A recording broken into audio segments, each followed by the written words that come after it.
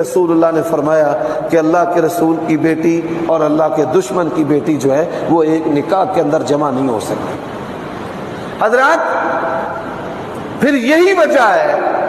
کہ حضرت علی رضی اللہ تعالی عنہ نے جب تک نبی علیہ الصلوۃ والسلام زندہ رہے ہیں تب تک، اور جب تک سیدہ فاطمہ زندہ رہی ہیں تب تک کسی اور عورت کے ساتھ نکاح نہیں کیا۔ سید عائشہ ام المومنین بیان کرتی ہیں، آپ یہ بات سن کر حیران ہوں گے، وہ فرماتی ہیں جسامت میں، شکل و صورت میں،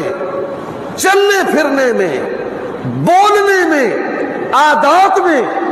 نبی علیہ السلام کی اولاد میں سے سب سے بڑھ کر